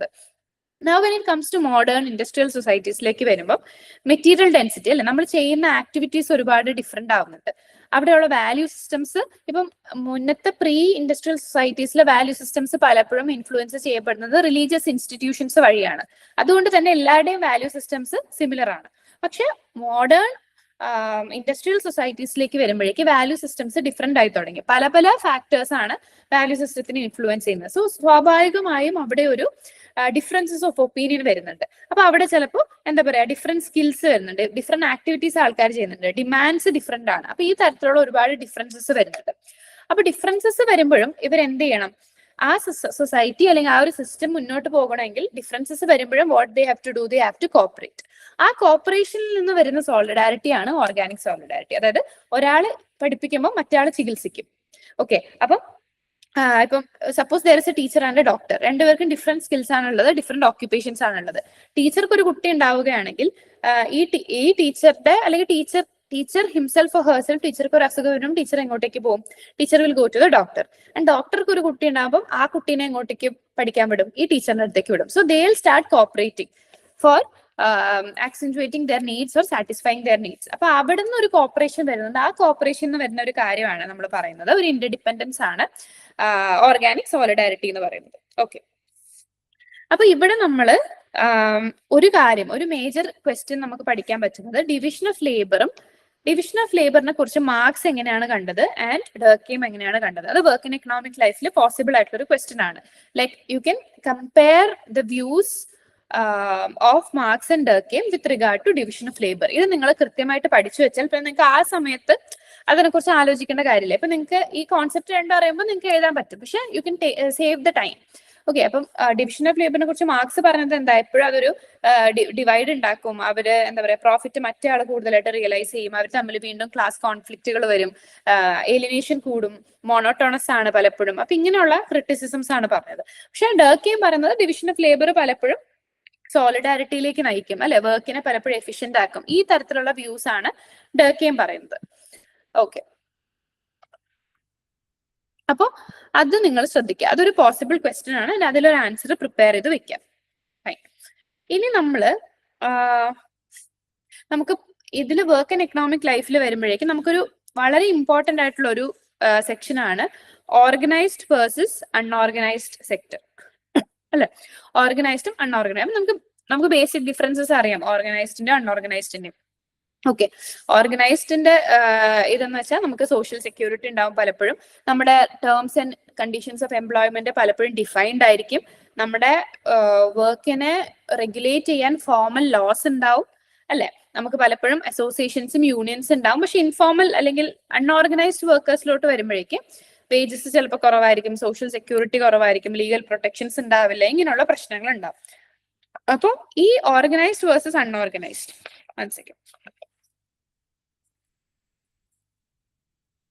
ഓർഗനൈസ്ഡ് വേഴ്സസ് അൺഓർഗനൈസ്ഡ് അല്ലെങ്കിൽ ഫോർമൽ വേഴ്സസ് ഇൻഫോർമൽ, ഇതിൽ മോസ്റ്റ്ലി നമ്മൾ നോക്കേണ്ടത് ഇൻഫോർമൽ ആൻഡ് ഫോർമൽ ഡിഫറൻസിയേഷൻസ് ആണ്. ഇൻഫോർമൽ സെക്ടറും ഫോർമൽ സെക്ടറും, ഇതിന്റെ ഡിഫറൻസസ് നിങ്ങൾ കൃത്യമായിട്ട് പഠിച്ചു വെക്കുക വിത്ത് എക്സാമ്പിൾസ്. ആൻഡ് ഇതിന്റെ എന്തെങ്കിലും റിലേറ്റഡ് ആയിട്ടുള്ള ഡേറ്റ് നോക്കി വെക്കുക. For example, more than 90% of the ഇന്ത്യൻസും ഇൻഫോർമൽ സെക്ടറിലാണ് എൻഗേജ് ചെയ്യുന്നത് എന്നുള്ളൊരു ഡേറ്റ ഉണ്ട്, അത് നിങ്ങൾ നോക്കി വെക്കുക. പിന്നെ എത്ര പെർസെന്റേജ് ഓഫ് വിമൻ ആണ് ഇൻഫോർമൽ സെക്ടറിൽ ഉള്ളത് എന്നുള്ളത് നോക്കി വെക്കാം. ആൻഡ് ഇൻഫോർമൽ സെക്ടേഴ്സിന്റെ എക്സാമ്പിൾസ് നിങ്ങൾ പഠിച്ചു വെക്കുക. എന്തൊക്കെയായിരിക്കും എക്സാമ്പിൾസ്? ഇപ്പൊ നമ്മൾ സ്ട്രീറ്റ് വെൻഡേഴ്സിനെ പറയുന്നുണ്ട്, ഡൊമസ്റ്റിക് വർക്കേഴ്സിനെ പറയുന്നുണ്ട്, കൺസ്ട്രക്ഷൻ വർക്കേഴ്സിനെ പറയുന്നുണ്ട്. ഇവർക്കൊക്കെ പലപ്പോഴും ജോബ് സെക്യൂരിറ്റി ഇല്ല, വേജ് സെക്യൂരിറ്റി ഇല്ല, എക്സ്പ്ലോയിറ്റേഷന്റെ ചാൻസസ് കൂടുതലാണ്, ഇവരെ റെഗുലേറ്റ് ചെയ്യാൻ ഒരു നിയമങ്ങൾ പലപ്പോഴും ഇല്ല. ഈ ഒരു കോണ്ടെക്സ്റ്റിൽ നിങ്ങൾക്ക് നോക്കി വെക്കാൻ പറ്റുന്ന വേറൊരു പോസിബിൾ ക്വസ്റ്റ്യൻ ആണ് എന്താണ്, ലേബർ കോഡ്സ്. ഓക്കെ, അപ്പൊ ലേബർ കോഡ്സ് പലപ്പോഴായിട്ട് ചോദിച്ചിട്ടുണ്ട്, അല്ലെങ്കിൽ നമ്മുടെ മോക്കുകളായിട്ട് അറ്റ്ലീസ്റ്റ് ചോദിച്ചിട്ടുണ്ട്. അപ്പോൾ ലേബർ കോഡ്സിനെ കുറിച്ചും ആ 4 കോഡ് എന്തൊക്കെയാണ്, അവരെന്താണ് അഡ്രസ് ചെയ്യാൻ ശ്രമിക്കുന്നത്, അതിന്റെ ഒരു സോഷ്യോളജിക്കൽ ഇംപ്ലിക്കേഷൻ എന്താണ്, ഇങ്ങനെയുള്ള കാര്യങ്ങൾ നോക്കി വെക്കുക. ഇപ്പൊ sociological implication what I mean is that പല പല സോഷ്യൽ ഫാക്ടേഴ്സിനെ അവരെങ്ങനെ ഇൻഫ്ലുവൻസ് ചെയ്യുന്നു. ഇപ്പൊ ലേബർ കോഡ്സ് വരുന്ന വഴി ആൾക്കാരുടെ റിലേറ്റീവ് ഡിപ്രിവേഷൻ അഡ്രസ്ഡ് ആവും, ആൾക്കാരുടെ സോഷ്യൽ സ്റ്റേറ്റസ് ചിലപ്പോൾ കൂടാൻ ചാൻസ് ഉണ്ട്, അല്ലെങ്കിൽ ആൾക്കാർക്ക് കുറച്ചുകൂടെ സെക്യൂരിറ്റി കിട്ടാൻ ചാൻസ് ഉണ്ട്. ഇങ്ങനെയുള്ള കുറെ കാര്യങ്ങളുണ്ട്. ഇപ്പൊ സേഫ്റ്റി എന്ന് പറയുന്ന ഒരു ആസ്പെക്ട്. അപ്പൊ ആ 4 കോഡുകൾ തന്നെ ഏതൊക്കെയാണെന്ന് നോക്കിയാൽ മതി, അത് വെച്ച് തന്നെ നിങ്ങൾക്ക് പോയിന്റ്സ് ജനറേറ്റ് ചെയ്യുന്നത്. ഓക്യുപേഷണൽ സേഫ്റ്റി, പിന്നെ ഗിഗ് വർക്കേഴ്സിനെ അഡ്രസ് ചെയ്യുന്നുണ്ടോ, അങ്ങനെയുള്ള കാര്യങ്ങൾ ശ്രദ്ധിച്ചു വെക്കാം. അപ്പൊ ഇൻഫോർമൽ സെക്ടേഴ്സിലേക്ക് വരുമ്പോൾ നിങ്ങൾ ഫോക്കസ് ചെയ്യേണ്ട മേജർ ഏരിയ എന്ന് പറയുന്നത് differences between formal and informal workers. Informal workers നേരിടുന്ന പ്രശ്നങ്ങൾ എന്തൊക്കെയാണ്, അവരുടെ എക്സാമ്പിൾസ് പഠിച്ചു വെക്കുക, റിലേറ്റഡ് ഡേറ്റ പഠിച്ചു വെക്കുക, സ്റ്റാറ്റിസ്റ്റിക്സ് പഠിച്ചു വെക്കുക. And you can also talk about the schemes that have been undertaken by the government of India to protect informal workers. അതിൽ നിങ്ങൾക്ക് ലേബർ കോഡ് പറയാം, അല്ലെങ്കിൽ വേറെ ഏതെങ്കിലും സ്കീമുകൾ നിങ്ങൾ നോക്കി പഠിച്ച് വെക്കാം. ഓക്കെ, പിന്നെ എക്സ്പ്ലോയിറ്റേഷന്റെയും പലപ്പോഴും നമ്മൾ ഓരോ പോയിന്റ് പ്രോബ്ലംസ് ഫേസ് ചെയ്യുമ്പോൾ എക്സ്പ്ലോയിറ്റേഷൻ ഒക്കെ പറയുമ്പോൾ നമുക്ക് എക്സാമ്പിൾസ് പറയാം. ഇപ്പൊ ഡൽഹിയിലൊക്കെ ഡൊമസ്റ്റിക് വർക്കേഴ്സിനെ അബ്യൂസ് ചെയ്യുന്നതും ഡൊമസ്റ്റിക് വർക്കേഴ്സിനെ പലപ്പോഴും കൊന്നു കളയുന്നതും അങ്ങനത്തെ ആയിട്ടുള്ള എക്സാമ്പിൾസ് നമ്മൾ കാണാറുണ്ട്. അപ്പൊ അതൊക്കെ നിങ്ങൾ പറയാം. അല്ലെങ്കിൽ എനിക്കൊന്ന് പടക്ക ഫാക്ടറീസിലൊക്കെ, ശിവകാശിയിലൊക്കെ പടക്ക ഫാക്ടറീസിൽ ഡേഞ്ചർ, സേഫ്റ്റി പ്രശ്നങ്ങൾ വരുന്നുണ്ട്. അപ്പം അല്ലെങ്കിൽ മൈനിങ് ഇൻഡസ്ട്രിയിലുള്ള പ്രശ്നങ്ങൾ. അപ്പൊ ഇതൊക്കെ നിങ്ങൾക്ക് ഇതിന്റെ എക്സാമ്പിൾസ് ആയിട്ട് നിങ്ങൾക്ക് എഴുതാൻ പറ്റും. Okay, yes. അപ്പൊ ഇതുമായിട്ട് റിലേറ്റഡ് ആയിട്ട് നിങ്ങൾക്ക് പറയാൻ പറ്റുന്ന ഒരു തിങ്കർ ആണ്, അല്ലെങ്കിൽ ഒരു കോൺസെപ്റ്റ് ആണ് ഫുട്ട് ലൂസ് ലേബർ എന്ന് പറയുന്നത്. ഫുട്ട് ലൂസ് ലേബർ, ജാൻ ബ്രമൻ എന്ന് പറഞ്ഞൊരു തിങ്കർ ആണ് പറഞ്ഞിട്ടുള്ളത് ഫുട്ട് ലൂസ് ലേബർ. അപ്പൊ ഫുട്ട് ലൂസ് ലേബർ വഴി ഇയാൾ പറയാൻ ശ്രമിക്കുന്നതെന്ന് വെച്ചാൽ ഫുട്ട് ലൂസ് ആണ് എന്ന് വെച്ചാൽ ഇൻഫോർമൽ വർക്കേഴ്സിനെ കുറിച്ചാണ് പറയുന്നത്. അപ്പൊ ഇൻഫോർമൽ വർക്കേഴ്സ് എങ്ങനെയാണ്, how do they become foot loose labour? That they start travelling from one place to another. അവർക്ക് ഒരു ഭയങ്കര അൺസർട്ടനിറ്റി ഉണ്ട് ലൈഫിൽ. ആ അൺസർട്ടനിറ്റി കാരണം they start travelling from one place to another. അവർക്ക് ഒരു സ്ഥലത്ത് ഉറച്ചു നിൽക്കാൻ പറ്റുന്നില്ല. ആൻഡ് ആ അൺസർട്ടനിറ്റീസ് എന്തൊക്കെയാണ്? വേജസ് ഇല്ലായ്മ, സെക്യൂരിറ്റി ഇല്ലായ്മ, ജോബ് സെക്യൂരിറ്റി ഇല്ലായ്മ, പലപ്പോഴും റെസിഡൻസിന്റെ പ്രശ്നം, അവരുടെ താമസിക്കാൻ പറ്റുന്ന പ്രോപ്പർ സ്ഥലങ്ങൾ ചിലപ്പോൾ ഉണ്ടാവില്ല. ഓക്കെ, അപ്പൊ ഇങ്ങനെയുള്ള പ്രശ്നങ്ങൾ കാരണം, എംപ്ലോയ്മെന്റ് ഇഷ്യൂസ് അല്ലെ, ചിലപ്പോൾ ഫയർ ചെയ്യപ്പെടുന്ന ഇഷ്യൂസ്, അപ്പൊ അങ്ങനെയുള്ള പ്രശ്നങ്ങൾ കാരണം they start wandering from place to place. They do not have a stability. അതുകൊണ്ടാണ് അവരുടെ ഫുട്ട് ലൂസ് ലേബർ എന്ന് വിളിക്കുന്നത്. അപ്പൊ നിങ്ങൾക്ക് അതിനെ കുറിച്ച് പറയാം. Then you can also talk about a thinker called Guy Standing. Okay, Guy Standing പറഞ്ഞൊരു കാര്യം, പ്രിക്കേരിയറ്റ് ക്ലാസ് എന്ന് പറയുന്ന ഒരു ടേം അയാൾ കോയിൻ ചെയ്തിട്ടുണ്ട്. അപ്പൊ പ്രിക്കേരിയറ്റ് ക്ലാസ് എന്ന് പറയുന്നത് ബേസിക്കലി ഗൈഡ് സ്റ്റാൻഡിങ് പറയുന്നത് ഒരു എന്താ പറയാ, ഗ്ലോബലൈസേഷൻ കാരണം ഒരു പുതിയ ക്ലാസ് എമേർജ് ചെയ്തു. ഇൻഫോർമൽ വർക്കേഴ്സിനെ കുറിച്ച് തന്നെയാണ് പറയുന്നത്, ഇൻഫോർമൽ ഗിഗ് വർക്കേഴ്സിനെ കുറിച്ചാണ് പറയുന്നത്. പുതിയൊരു ക്ലാസ് എമേർജ് ചെയ്തു. പിന്നെ അവർക്ക് ഈ പറയുന്ന പോലെ ഇൻകം കുറവാണ്, സെക്യൂരിറ്റി പലപ്പോഴും കുറവാണ്, പലപ്പോഴും കോൺട്രാക്ച്വൽ ബേസിസിലാണ് അവർ എംപ്ലോയ് ചെയ്യുന്നത്. അപ്പൊ അവർ പലപ്പോഴും ഒരു വൾണറബിൾ സിറ്റുവേഷനിലാണ്. സോ അവരാണ് പ്രിക്കേരിയറ്റ് ക്ലാസ് എന്നാണ് ഗൈഡ് സ്റ്റാൻഡിങ് പറയുന്നത്. സോ അത് നിങ്ങൾക്ക് നോട്ട് ചെയ്യാൻ പറ്റുന്ന ഒരു കാര്യമാണ്. Okay, now we are going to another topic. ആ ടോപ്പിക് എന്ന് പറയുന്നത് ബേസിക്കലി എങ്ങനെ നമ്മുടെ, ഇപ്പൊ ഇത് എനിക്ക് തോന്നും ഒറിജിനൽ എക്സാമിന് ചോദിച്ചിട്ടുണ്ടോ എന്ന് എനിക്കറിയില്ല, ബട്ട് പലപ്പോഴായിട്ട് മോക്കുകൾക്ക് ചോദിക്കുന്ന ഒരു കാര്യമാണ് നമ്മുടെ ഒരു ട്രാൻസ്ഫർമേഷൻ ഓഫ് വർക്ക് എങ്ങനെയാണ് പണ്ട് മുതൽ ഇവോൾവ് ചെയ്തിട്ട് ഇന്ന് എവിടെ എത്തി നിൽക്കുന്നു എന്നുള്ള ഒരു സാധനം. വെരി പോസിബിൾ ക്വസ്റ്റ്യൻ ആണ്. ഓക്കെ, ഇതിൽ നിങ്ങൾ ആ ഒരു ട്രാൻസ്ഫർമേഷൻ സ്റ്റേജ് ബൈ സ്റ്റേജ് കാണിക്കണം. അപ്പൊ ആദ്യം നിങ്ങൾ പറയേണ്ട ഒരു സ്റ്റേജ് എന്ന് പറയുന്നത് 1890s ഒക്കെ ആകുമ്പോൾ ഒരു സ്റ്റേജ് ആണ് ടൈലറിസം, അല്ലെ? FW ടൈലർ കൊണ്ടുവന്ന ഒരു ടൈലറിസം എന്ന് പറയുന്ന സ്റ്റേജ്. അപ്പൊ ഇതിന്റെ ബേസിക് ഫീച്ചേഴ്സ് പഠിച്ചു വെക്കുക. ടൈലറിസം എന്ന് പറയുന്ന ഒരു മോഡ് ഓഫ് വർക്ക് എന്ന് പറയുന്നത് ബേസിക്കലി ഒരു സയന്റിഫിക് മാനേജ്മെന്റ് ഓഫ് വർക്ക് ആണ്. അതായത് നമ്മൾ കൃത്യമായിട്ട് ഓരോ വർക്കിലേക്കും ശ്രദ്ധ ചെലുത്തുന്നു, കൃത്യമായിട്ട് എങ്ങനെ എഫിഷ്യൻസി കൂട്ടാമെന്ന് ശ്രദ്ധിക്കുന്നു, എല്ലാത്തിനും ഒരു സ്റ്റാൻഡർഡൈസ് ചെയ്ത് പറയുന്നു, ഈ പ്രോസസ്സ് ഇങ്ങനെ ചെയ്യണം, ആ പ്രോസസ്സ് ഇങ്ങനെ ചെയ്യണം, എല്ലാത്തിനും ഒരു സ്റ്റാൻഡർഡൈസേഷൻ സംഭവിക്കുന്നു, ഭയങ്കരമായിട്ടുള്ള മാനേജറൽ കൺട്രോൾ വരുന്നു. ഓക്കെ, റെപ്പറ്റേറ്റീവ് ടാസ്ക് ഇങ്ങനെ സംഭവിച്ചുകൊണ്ടിരിക്കുന്നു. അപ്പൊ ഇതാണ് ടൈലറിസം എന്ന് പറയുന്ന ഒരു വർക്ക് മെത്തേഡ് എന്ന് പറയുന്നത്. അപ്പൊ ഇതിന് പല ക്രിറ്റിസിസംസ് ഉണ്ട്. ഇപ്പൊ നിങ്ങൾക്ക് തന്നെ ആലോചിച്ചാൽ അറിയാം. ഇപ്പൊ ഈ ഞാൻ പറഞ്ഞത് വെച്ചിട്ട് പലപ്പോഴും റെപ്പറ്റേറ്റീവ് ആണ്, മോണോട്ടോണസ് ആണ്, ക്രിയേറ്റിവിറ്റി കൊണ്ടുവരാൻ പറ്റില്ല, കൺട്രോൾ ചിലപ്പോൾ കൂടുതലായിരിക്കും. Okay, too much control of labourers ആയിരിക്കും. അപ്പൊ അങ്ങനെ ഇപ്പം അതിന്റെ ഒരു എക്സാമ്പിൾ നിങ്ങൾക്ക് പറയാൻ പറ്റുന്ന, ഇപ്പൊ ഒരു ബോൾട്ട് ടൈറ്റൻ ചെയ്യുന്ന ഒരാളാണെന്ന് വിചാരിച്ചോ, അയാൾ അത് തന്നെ ചെയ്തുകൊണ്ടിരിക്കും, അല്ലെ? എല്ലാ പ്രോസസ്സിലും അയാളുടെ ജോലി എന്ത് മാത്രമാണ്? ബോൾട്ട് ടൈറ്റൻ ചെയ്യാന്ന് പറയുന്ന ഒരു കാര്യം മാത്രമാണ്. അപ്പൊ അയാൾക്ക് ക്രിയേറ്റിവിറ്റി കൂടില്ല, അല്ലെ? അയാൾക്ക് റെപ്പറ്റേറ്റീവ് ആയിട്ട് എല്ലാ ദിവസവും ഇത് തന്നെ ചെയ്തുകൊണ്ടിരിക്കുമ്പോൾ അയാൾക്ക് കുറച്ച് പ്രശ്നങ്ങൾ വരും. അപ്പൊ ഇതൊക്കെയാണ് നമ്മൾ ടൈലറിസം എന്ന് പറയുന്ന ഒരു കാര്യത്തിലൂടെ അല്ലെങ്കിൽ ഒരു വർക്ക് മോഡ് ഓഫ് വർക്ക് എന്ന് പറയുന്ന ഒരു സംഭവത്തിലൂടെ നമ്മൾ എസ്റ്റാബ്ലിഷ് ചെയ്യുന്നത്. ഇനി 1890s ഈ ഒരു ഭയങ്കര സയന്റിഫിക് മാനേജ്മെന്റ് ഓഫ് വർക്ക് ആണ് ചെയ്തുകൊണ്ടിരുന്നത്. ഗ്രാജുവലി ഒരു 1910 1970s ഈ ഒരു സമയമാകുമ്പോഴേക്കും നമുക്ക് വരുന്ന ഒരു സംഭവമാണ് ഫോർഡിസം. ഹെൻറി ഫോർഡ് കൊണ്ടുവരുന്ന ഫോർഡിസം എന്ന് പറയുന്നത്. ഇതിനൊക്കെ നിങ്ങൾക്ക് നോട്ട്സ് ഉണ്ടാവും. We just doing a recap. Fordist mode of production. ഇതിലെന്താണ് കുറച്ചുകൂടെ മാസ് പ്രൊഡക്ഷൻ വന്നു തുടങ്ങി, അസംബ്ലി ലൈൻ പ്രൊഡക്ഷൻ വന്നു തുടങ്ങി, സ്റ്റേജ് ബൈ സ്റ്റേജ് ഇങ്ങനെ ചെയ്തു തുടങ്ങി, and it is mass. Okay, അപ്പൊ വേജസ് കൂടി തുടങ്ങി, huge factories became establish to control this mass production. Okay, and economics of scale കൂടാൻ തുടങ്ങി, ഒരുപാട് മാസ് സ്കെയിൽ ഇത് പ്രൊഡ്യൂസ് ചെയ്യാൻ തുടങ്ങി, കൺസംഷൻ കൂടാൻ തുടങ്ങി. അപ്പൊ ഇതാണ് ഫോർഡിസ്റ്റ് മോഡ് ഓഫ് പ്രൊഡക്ഷൻ എന്ന് പറയുന്നത്. ഇവിടെ എന്താണ് ഏലിനേഷൻ സംഭവിക്കുന്നുണ്ട്, മൊണോട്ടോണസ് ആണ് പ്രൊഡക്ഷൻ, റിജിഡ് പ്രൊഡക്ഷൻ പ്രോസസ്സ് പലപ്പോഴും വരുന്നുണ്ട്. അപ്പൊ ഗ്രാജുവലി അപ്പൊ ഈ ഒരു മോഡ് ഓഫ് പ്രൊഡക്ഷൻ നടക്കുമ്പോഴും കുറച്ച് പ്രശ്നങ്ങൾ വരുന്നതെന്ന് വെച്ചാൽ ആൾക്കാരുടെ പ്രിഫറൻസസ് ഡൈവേഴ്സ് ആവാൻ തുടങ്ങി. അപ്പൊ ഒരേ കാര്യങ്ങൾ പ്രൊഡ്യൂസ് ചെയ്താൽ മാത്രം പോരാ, ഡിഫറെന്റ് സാധനങ്ങൾ പ്രൊഡ്യൂസ് ചെയ്യണം എന്നുള്ള ഒരു നെസസിറ്റി ആയിട്ട് മാറി തുടങ്ങി, അല്ലെ? അല്ലെങ്കിൽ കോമ്പറ്റീഷൻ കൂടി തുടങ്ങി. അപ്പൊ ഇങ്ങനെയുള്ള കുറെ നീഡ്സ് വന്നപ്പോഴാണ് നമ്മൾ അടുത്ത stage of production which we are nearing around 1970s. അപ്പൊ ആ ഒരു സമയത്താണ് നമ്മൾ പോസ്റ്റ് ഫോർഡിസത്തിലോട്ട് വരുന്നത്. പോസ്റ്റ് ഫോർഡിസത്തിലോട്ട് വരുമ്പോൾ നമ്മൾ ആ ഒരു റിജിഡിറ്റി മാറിയിട്ട് എന്തായി, ഇപ്പൊ നമ്മൾ ഇനീഷ്യലി കണ്ട എന്താ പറയാ ടൈലറിസത്തിലും ഫോർഡിസത്തിലും ഭയങ്കര ഒരു റിജിഡിറ്റി ഉണ്ടായിരുന്നു, അല്ലെ? ഭയങ്കര ഒരു സെൻട്രലൈസേഷൻ ഉണ്ടായിരുന്നു. പോസ്റ്റ് ഫോർഡിസത്തിലോട്ട് വന്നപ്പോഴേക്ക് ഒരു ഫ്ലെക്സിബിലിറ്റി വന്നു തുടങ്ങി, കുറച്ചുകൂടി ഇന്നവേഷന് നമ്മൾ ഫോക്കസ് കൊടുത്തു തുടങ്ങി. ഡീസെൻട്രലൈസേഷൻ, അതായത് ഒരു സ്ഥലത്ത് നല്ല ഡിസിഷൻ മേക്കിംഗ്, പല സ്ഥലത്തേക്ക് നമ്മൾ പവറുകൾ എന്ത് ചെയ്തു കൊടുത്തു, ഡിസ്ട്രിബ്യൂട്ട് ചെയ്ത് കൊടുത്തു. ഡീസെൻട്രലൈസേഷൻ നടന്നു തുടങ്ങി. ലാർജ് ബാച്ചസ് ഓഫ് പ്രൊഡക്ഷൻ നടക്കുന്നതിന് പകരം സ്മോൾ ബാച്ചസ് ഓഫ് പ്രൊഡക്ഷൻ നടന്നു തുടങ്ങി. ആൻഡ് സ്കിൽഡ് ആയിട്ടുള്ള ആൾക്കാർ വന്നു തുടങ്ങി. അപ്പൊ ഇതാണ് പോസ്റ്റ് ഫോർഡിസ്റ്റ് പ്രൊഡക്ഷനിൽ നമുക്ക് പറയാൻ പറ്റുന്ന ഒരു കാര്യം. ആൻഡ് ഈ 1970s പോസ്റ്റ് ഫോർഡിസ്റ്റ് വന്നിട്ട് ഗ്രാജുവലി ഇതിലേക്കാണ് പോകുന്നത്. പിന്നെ നമ്മുടെ വേൾഡ് കുറച്ചുകൂടെ കണക്റ്റഡ് ആയി തുടങ്ങി, അല്ലെ? IT, ഇന്റർനെറ്റും ഇങ്ങനത്തെ കാര്യങ്ങളൊക്കെ വന്നപ്പോഴേക്ക്, നമ്മൾ എക്സ്പോർട്ട് ഇമ്പോർട്ട് ഒക്കെ വന്നപ്പോഴേക്ക് ഗ്ലോബലൈസേഷൻ എന്നുള്ളൊരു ഫിനോമിനൻ നമ്മൾ 1990s കാണാണ്. ഇപ്പൊ 1980 1990s ഒക്കെ ആകുമ്പോഴേക്ക് ഗ്ലോബലൈസേഷൻ കാരണം എന്തൊക്കെ സംഭവിക്കാൻ തുടങ്ങി? Economy started getting connected, interdependence ഒരുപാട് കൂടി തുടങ്ങി, സപ്ലൈ ഓഫ് ഗൂഡ്സ് ഭയങ്കരമായിട്ട് കൂടി തുടങ്ങി, സപ്ലൈ ഓഫ് ലേബർ കൂടി തുടങ്ങി. അപ്പം ഭയങ്കരമായിട്ടുള്ള കണക്ഷൻസ് വന്നു തുടങ്ങി. ഒരു സ്ഥലത്ത് നിൽക്കുന്ന കാര്യങ്ങൾ മറ്റു സ്ഥലത്തെ രാജ്യത്തിനെ ഇൻഫ്ലുവൻസ് ചെയ്യാൻ തുടങ്ങി. അപ്പൊ അങ്ങനെയുള്ള കണക്ഷൻ സ്റ്റാർട്ടഡ് കമ്മിങ്. ഇവിടെ നമ്മുടെ വർക്കിന്റെ പെർസ്പെക്റ്റീവ് നമ്മൾ എന്താ പറയാ, ഔട്ട് സോഴ്സിംഗ് നടത്തുന്നുണ്ട്, ഓഫ് ഷോറിംഗ് നടത്തുന്നുണ്ട്, കണക്ഷൻസ് വരുന്നുണ്ട്, ലേബർ സപ്ലൈ പോകുന്നുണ്ട്. അപ്പൊ ഇങ്ങനെയുള്ള കാര്യങ്ങൾ വന്നു തുടങ്ങി. ഇനി ഗ്ലോബലൈസേഷൻ കഴിയുമ്പോഴേക്ക് മെല്ലെ നമ്മൾ അടുത്തൊരു സൊസൈറ്റിയിലോട്ട് പോവാണ്. അതായത് പോസ്റ്റ് ഇൻഡസ്ട്രിയൽ സൊസൈറ്റി എന്ന് പറഞ്ഞു തുടങ്ങി. അത് കോയിൻ ചെയ്യുന്ന ഡാനിയൽ ബെൽ എന്ന് പറഞ്ഞൊരു തിങ്കറാണ്. അത് ഓർത്ത് വെക്കുക, പോസ്റ്റ് ഇൻഡസ്ട്രിയൽ സൊസൈറ്റി. അപ്പൊ ഡാനിയൽ ബെൽ പറയുന്നത് ഇൻഡസ്ട്രിയൽ സൊസൈറ്റിന്ന് നമ്മൾ ഏതിലേക്ക് മാറി തുടങ്ങി, ഒരു നോളജ് ബേസ്ഡ് ആയിട്ടുള്ള, ഒരു സർവീസ് ബേസ്ഡ് ആയിട്ടുള്ള ഒരു ഇക്കോണമിയിലേക്ക് നമ്മൾ മാറി തുടങ്ങി. അതാണ് നമ്മൾ നോളജ് ഇക്കോണമി എന്ന് പറയുന്നത്, പോസ്റ്റ് ഇൻഡസ്ട്രിയൽ സൊസൈറ്റി. ഇവിടെ വാട്ട് സ്റ്റാർട്ടഡ് ബിക്കമിങ് ഇമ്പോർട്ടൻറ്റ്, പ്രൊഡക്ഷനെക്കാളും ഇവിടെ talent, knowledge, skill started becoming important. IT, internet started becoming important. Communication, അങ്ങനെയുള്ള ഡിസിഷൻ മേക്കിംഗ്, ഇങ്ങനെയുള്ള കാര്യങ്ങൾ, റിസർച്ച്, ഡെവലപ്മെന്റ്, ഇതൊക്കെ ഇമ്പോർട്ടന്റ് ആയിട്ട് തുടങ്ങി. ഇപ്പൊ സർവീസസിന് ഇമ്പോർട്ടൻസ് കൊടുത്തോണ്ടുള്ള ഒരു നോളജ് ഇക്കോണമിയാണ്, എഡ്യൂക്കേഷൻ ഇമ്പോർട്ടൻസ് കൊടുത്തുള്ള നോളജ് ഇക്കോണമി ഗ്രാജുവലി ഒരു എന്താ പറയാ 1990s വന്നു തുടങ്ങി. പിന്നെ നമ്മൾ പോകുന്നത് ഒരു ഓട്ടോമേഷൻ എന്ന് പറയുന്ന ഒരു സംഭവത്തിലേക്കാണ്. 2000s ഒക്കെ എത്തുമ്പോൾ ഓട്ടോമേഷൻ ആയി. നമ്മൾ robotics, machine language, machine learning, ഇങ്ങനത്തെ കുറെ കാര്യങ്ങൾ, AI ഭയങ്കര ഒരു എന്താ പറയാ റെവല്യൂഷനൈസ്ഡ് ആയിട്ട് നിൽക്കുന്ന ഒരു സമയമാണ്. സോ ഓട്ടോമേഷനിലേക്ക് പോകുമ്പോൾ നമ്മുടെ ഡാറ്റ അനലിറ്റിക്സ്, ഇങ്ങനത്തെ ഒരുപാട് ഡേറ്റാ ബേസ്ഡ് ആയിട്ടുള്ള ഭയങ്കര ടെക്നോളജിയുടെ സൂപ്പർ പീക്കിലേക്ക് എത്തുന്ന ഒരുപാട് കാര്യങ്ങൾ ഒരു 2000s വന്നു തുടങ്ങി.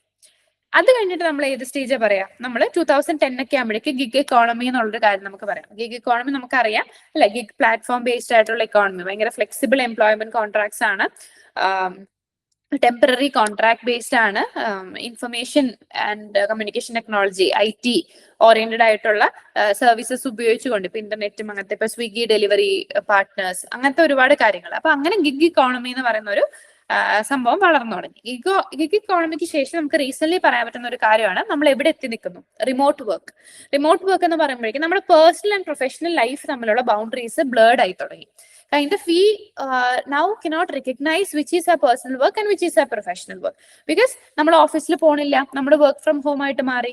നമുക്ക് ഇഷ്ടമുള്ള സമയത്ത് നമ്മൾ ലാപ്ടോപ്പ് എടുത്ത് ലോഗിൻ ചെയ്ത് we are getting to work, so we can't tell that 9 to 10 I am doing work and 10 to 11 I am resting. അങ്ങനെ ഒരു സംഭവം ഇല്ല. നമുക്ക് ഇഷ്ടമുള്ള സമയത്ത് we are starting to work. അപ്പൊ ആ ഒരു ബൗണ്ടറി ബ്ലർ ആയി തുടങ്ങി. വർക്ക് ഫ്രം ഹോം പോലുള്ള കാര്യങ്ങൾ, ഇന്റർനെറ്റ്, ഇങ്ങനത്തെ കാര്യങ്ങൾ ഭയങ്കരമായിട്ട് യൂസ് ചെയ്ത് തുടങ്ങി. ഈ ഒരു കാര്യം, ഇത്രയും കാര്യങ്ങളാണ് നമ്മൾ ആ ഒരു ട്രാൻസ്ഫോർമേഷൻ ഓഫ് വർക്കിനെ കുറിച്ച് സംസാരിക്കുമ്പോൾ പറയേണ്ടത്. അപ്പൊ നമ്മൾ റിവൈസ് ചെയ്യാം. നമ്മൾ ടൈലറിസം പറയുന്നു, ഫോർഡിസം പറയുന്നു, പോസ്റ്റ് ഫോർഡിസം പറയുന്നു, അതിനുശേഷം നമ്മൾ ഗ്ലോബലൈസേഷൻ പറയുന്നു, ഗ്ലോബലൈസേഷന് ശേഷം നമ്മൾ നോളജ് ഇക്കോണമി, പിന്നെ automation, gig economy, now we are getting to this thing called remote work. അപ്പൊ ഇത്രയും കാര്യങ്ങൾ നിങ്ങൾ എക്സ്പ്ലെയിൻ ചെയ്യണം വളരെ ഷോർട്ട് ആയിട്ട്. അപ്പോഴാണ് നിങ്ങളുടെ ആ ഒരു ആൻസറിന് with examples you start giving examples. Okay, അപ്പൊ അത് നിങ്ങൾക്ക് പറയാം. ഇനി ഇപ്പൊ ഗ്ലോബലൈസേഷൻ പറഞ്ഞപ്പം ഞാൻ പറയേണ്ട ഒരു ടേം ആണ് നെറ്റ്വർക്ക് സൊസൈറ്റി. ഇപ്പൊ നെറ്റ്വർക്ക് സൊസൈറ്റിയിൽ നമ്മൾ ഒന്നുമില്ല, നേരത്തെ പറഞ്ഞ അതേ കാര്യമാണ്. അതായത് ഗ്ലോബലൈസേഷൻ, IT, ഇങ്ങനത്തെ ഒരുപാട് ഫാക്ടേഴ്സ് കാരണം ഡിജിറ്റൽ നെറ്റ്വർക്ക്സ് ഒരുപാട് കൂടി. പലപ്പോഴും ആക്ടിവിറ്റീസ് എല്ലാം എന്താ ചെയ്യപ്പെടുന്നുണ്ട്, ഗ്ലോബലൈസ്ഡ് ആയിട്ട് നെറ്റ്വർക്കുകൾ വഴി, ഡിജിറ്റൽ നെറ്റ്വർക്കുകൾ വഴി കൺട്രോൾ ചെയ്യപ്പെടുന്നുണ്ട്. അതാണ് network society. Like you started getting interdependent on each other and things started moving very smoothly. ആ ഡിജിറ്റൽ നെറ്റ്വർക്ക്സ് അങ്ങനെയൊക്കെ കാര്യങ്ങൾ വഴി കൺട്രോൾ ചെയ്യുന്നു. ഇൻഫർമേഷൻ ഫ്ലോ ഭയങ്കര സ്മൂത്ത്ലി പോകുന്നു, വളരെ ഇന്റർ കണക്റ്റഡ് ആയി തുടങ്ങി. നമുക്ക് എക്സാമ്പിൾ പറയാൻ പറ്റുന്നത് ഇപ്പൊ ഗ്ലോബൽ സപ്ലൈ ചെയിൻസ് ഒക്കെ പറയാം. നമ്മുടെ ഇന്റർനാഷണൽ റെലം എടുക്കുമ്പോൾ തന്നെ രാജ്യങ്ങൾ ലേബർ മൂവ്മെന്റ് അങ്ങോട്ടും ഇങ്ങോട്ടും നടക്കുന്നു, ഡേറ്റ മൂവ്മെന്റ് നടക്കുന്നു, ഇൻഫ്രാസ്ട്രക്ചർ അഡോപ്ഷൻ നടക്കുന്നു. ഇതൊക്കെ നമുക്ക് എക്സാമ്പിൾസ് ആയിട്ട് പറയാം. സോ മാനുവൽ കാസ്റ്റൽസിന്റെ നെറ്റ്വർക്ക് സൊസൈറ്റി എന്ന് പറയുന്ന ഒരു കാര്യം, ആ ഒരു ടേം കൂടെ നിങ്ങൾ ഓർത്ത് വയ്ക്കാം. Now we are going to ഒരു സിഗ്നിഫിക്കന്റ് സംഭവമാണ് നമ്മുടെ ചൈൽഡ് ലേബർ. ഓക്കെ, ചൈൽഡ് ലേബറിലേക്ക് നമ്മൾ പോകും.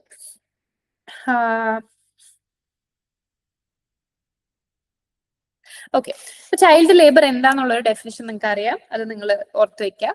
ഇവിടെ നമ്മൾ മെയിൻലി ഫോക്കസ് ചെയ്യേണ്ട ഒരു കാര്യം ചൈൽഡ് ലേബറിന്റെ കോസസ് എന്താണ്. Okay, child ലേബറിന്റെ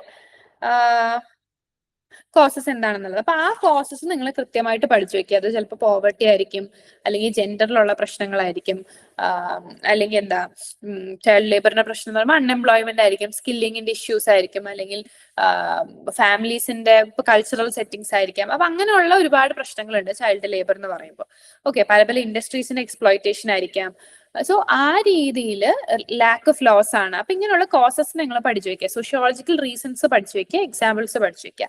now you have to also go to child ലേബറിന്റെ ഇമ്പാക്ട്സ് എന്തൊക്കെയാണ് അല്ലെ. കുട്ടികളുടെ ഫിസിക്കൽ മെന്റൽ വെൽബീങ്ങിനെ എന്താണ് ചിലപ്പോൾ തകരും, അല്ലെങ്കിൽ ഫാമിലീസിനെ അത് എഫക്ട് ചെയ്യും അല്ലെ, കുട്ടികളുടെ സ്കില്ലിങ്ങിനെ എഫക്ട് ചെയ്യും, ഭാവിയിൽ നമുക്ക് കിട്ടുന്ന ഹ്യൂമൻ ക്യാപിറ്റലിനെ എഫക്ട് ചെയ്യും. അപ്പൊ അങ്ങനെയുള്ള ഒരുപാട് ഇമ്പാക്ട്സ് ഓഫ് ചൈൽഡ് ലേബറും നിങ്ങൾ നോക്കി വെക്കാം. ഇപ്പൊ ഡേറ്റ നമ്മൾ നോക്കി വെക്കുക. നമ്മൾ എപ്പോഴും അറിയേണ്ട ഒരു ഡേറ്റയാണ്. 10.1 മില്യൺ ആൾക്കാരാണ് ചൈൽഡ് ലേബറിലേക്ക് ഇൻവോൾവ് ആയിട്ടുള്ളത്. അപ്പൊ ചൈൽഡ് ലേബർ റിലേറ്റഡ് ആയുള്ള സ്കീംസ് നമ്മൾ നോക്കുമ്പോൾ നമുക്കറിയാം child labour protection prohibition act ഉണ്ട്, പെൻസിൽ എന്ന് പറയുന്ന സ്കീം ഉണ്ട്. ഓക്കെ, അല്ലെങ്കിൽ കുട്ടികളുടെ എന്താ പറയുക റൈറ്റ് ടു എഡ്യൂക്കേഷൻ ഉണ്ട്, കോൺസ്റ്റിറ്റ്യൂഷണൽ അമെന്റ്മെന്റ്സ് ഉണ്ട്. അപ്പൊ അങ്ങനെയുള്ള സ്കീംസും പ്രൊവിഷൻസും എല്ലാം നോക്കി നോക്കുക ചൈൽഡ് ലേബറിന് അഗേൻസ്റ്റ് ആയിട്ട് ഗവൺമെന്റ് എടുത്തിട്ടുള്ള സ്കീംസ്. ബിക്കോസ് നമ്മളിപ്പോ സോഷ്യോളജിയിൽ നോക്കുമ്പോൾ ഡയറക്ട്ലി സ്കീംസിനെ കുറിച്ച് ക്വസ്റ്റ്യൻസ് വരുന്നുണ്ട്. So this you have to know. Okay, then പിന്നെ നമ്മൾ പോകുന്ന ഒരു ഏരിയ എന്ന് പറയുന്നത് വിമൻ ആണ്. വിമൻ ആൻഡ് ലേബർ എന്നുള്ള ഒരു ഏരിയയിലേക്കാണ് നമ്മൾ പിന്നെ പോകുന്നത്. അപ്പൊ വിമൻ ആൻഡ് ലേബർ എന്ന് പറയുമ്പോഴേക്കും ഇവിടെ കുറച്ച് കാര്യങ്ങൾ, കുറച്ച് കോൺസെപ്റ്റ്സ് നിങ്ങൾ നോക്കി വെക്കുക. ഇതിലൊരു മെയിൻ കാര്യമാണ് വിമന്റെ ഡബിൾ ബേർഡൻ ഓഫ് വർക്ക്. അതായത് നമ്മൾ പലപ്പോഴും പറഞ്ഞത് വിമന്റെ പാർട്ടിസിപ്പേഷൻ ഇൻ വർക്ക് ഫോഴ്സ് കൂടുന്നില്ല. ശരിയാണ്, നമ്മുടെ ഫീമെയിൽ ലേബർ ഫോഴ്സ് പാർട്ടിസിപ്പേഷൻ റേറ്റിന്റെ സ്റ്റാറ്റിസ്റ്റിക്സ് പഠിക്കുക, അറൌണ്ട് 40% എന്തോ ആണ്. So female labour force participation rate വളരെ കുറവാണ്. അപ്പൊ നമ്മൾ എന്തൊക്കെ സ്കീംസ് ആണ് അതിനുവേണ്ടി എടുക്കുന്നത്? We have to know that. ആ സ്കീം ഇപ്പൊ സ്റ്റാൻഡപ്പ് ഇന്ത്യ പോലുള്ള സ്കീം എടുക്കുന്നുണ്ട്. അപ്പൊ അങ്ങനെയുള്ള സ്കീമുകൾ എടുക്കുമ്പോഴേക്ക് വിമന്റെ representation in the work force started to increase. പക്ഷെ അവിടെ നമ്മൾ കാണേണ്ട ഒരു കാര്യം എന്ന് പറയുന്നത് അവിടെ ഒരു ഡബിൾ ബേർഡൻ ഓഫ് വർക്ക് വരുന്നത്. അതായത് women start going to work, but അപ്പോഴും വിമൻ ചെയ്തുകൊണ്ടിരിക്കുന്ന ഡൊമസ്റ്റിക് വർക്ക് അല്ലെങ്കിൽ കെയറിംഗ് വർക്ക് എല്ലാം ആര് തന്നെയാണ് അപ്പോഴും ചെയ്യുന്നത്? വിമൻ ആണ്. അപ്പൊ ഇപ്പം വിമൻ എന്താണ്, ഒരു ഡബിൾ ബേർഡൻ വന്നു. മുന്നേ വിമൻ വീട്ടു ജോലികൾ മാത്രമേ ചെയ്യുന്നുണ്ടായിരുന്നുള്ളൂ. Now women started going to work as well. അപ്പൊ അവിടെയും പോണം, ഇതും ചെയ്യണം. സോ ഇപ്പൊ എന്തായി വിമന്റെ മേലെ ഫിസിക്കലി ആൻഡ് മെന്റലി ഒരു ഡബിൾ ബേർഡൻ ആയി വന്നു. സോ ആ ഡബിൾ ബേർഡൻ എന്നുള്ള കീ ടേം ആലോചിക്കുക. ആൻഡ് അത് റിലേറ്റഡ് ആയിട്ട് നമുക്ക് പറയാൻ പറ്റുന്ന ഒരു തിങ്കർ ആണ് ആരാ?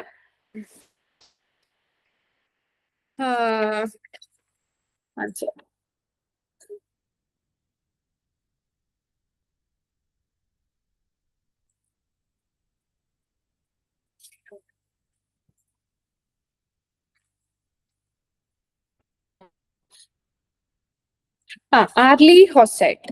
ഇത് സെക്കൻഡ് ഷിഫ്റ്റ് എന്നുള്ള പറയുന്ന ഒരു ടേം ഉണ്ട്. നമ്മളിപ്പോ പറഞ്ഞ ഡബിൾ ബേർഡിന് പകരം ഒരു ടേം ആണ് സെക്കൻഡ് ഷിഫ്റ്റ്. അതായത് ഫസ്റ്റ് ഷിഫ്റ്റ് ജോലിയാണെങ്കിൽ സെക്കൻഡ് ഷിഫ്റ്റ് എവിടെയാണ്? വീട്ടിലെ കാര്യങ്ങൾ നോക്കുകയാണ്. അപ്പൊ ആർലി ഹോസ്റ്റൈൽഡ് എന്ന് പറയുന്ന ഒരു തിങ്കർ ഉണ്ട്. ആ തിങ്കറിനെ ഒന്ന് നോട്ട് ചെയ്ത് വെക്കുക. ആ ഒരു ടേം ഓഫ് സെക്കൻഡ് ഷിഫ്റ്റ് എന്ന് പറയുന്ന കാര്യം. അപ്പൊ നിങ്ങൾക്ക് പലപ്പോഴും വിമന്റെ പ്രശ്നങ്ങൾ എഴുതുന്ന സമയത്ത് ഈ ഡബിൾ ബേർഡൻ എഴുതാം, അല്ലെങ്കിൽ ആർലി ഹോസ്റ്റൈൽഡ് സെക്കൻഡ് ഷിഫ്റ്റിൽ പറഞ്ഞ പോലെ എന്നാണ് പറഞ്ഞിട്ട് കോട്ട് ചെയ്തിട്ട് എഴുതാം. റിലേറ്റഡ് ടേം ആണ് ടൈം പോവർട്ടി, അല്ലെ? ടൈം പോവർട്ടി, ടൈമിൽ പോവർട്ടി വരിക എന്ന് പറഞ്ഞാൽ എന്താണ്? അവർക്ക് ടൈം മാനേജ് ചെയ്യാൻ പറ്റുന്നില്ല. അപ്പൊ ആ ടൈം പോവർട്ടി എന്നുള്ള വാക്ക് നിങ്ങൾക്ക് കോട്ട് ചെയ്യാം. അപ്പം വിമൻ ആൻഡ് ലേബർ എന്ന് പറയുമ്പോൾ വിമൻ ആൻഡ് ലേബർ റിലേറ്റഡ് ആയിട്ട് വരുന്ന കാര്യങ്ങളെല്ലാം കോട്ട് ചെയ്യുക, അവർ അനുഭവിക്കുന്ന പ്രശ്നങ്ങൾ. അതൊന്നും ഇതാണ്. പിന്നെ ഫെമിനൈസേഷൻ ഓഫ് ലേബർ എന്ന് വെച്ചാൽ എന്താ? ലേബറിൽ വിമന്റെ പാർട്ടിസിപ്പേഷൻ കൂടുന്നു. Okay, fine. ആ ഫെമിനൈസേഷൻ ഓഫ് ലേബറിൽ തന്നെ സംഭവിക്കുന്ന വേറൊരു പ്രോസസ്സാണ് pink collarisation of labour.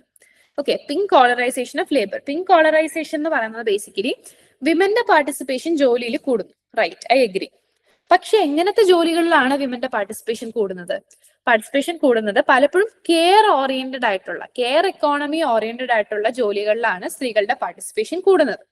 Okay, അതായത് ഹോസ്പിറ്റാലിറ്റി, റിസപ്ഷനിസ്റ്റ് ആയിട്ട്, നേഴ്സ് ആയിട്ട്, അല്ലെങ്കിൽ ഓൾഡ് ആൾക്കാരെ ടേക്ക് കെയർ ചെയ്യുന്ന ജോലികളിലേക്ക്, അല്ലെങ്കിൽ ബ്യൂട്ടി പാർലേഴ്സിലേക്ക്.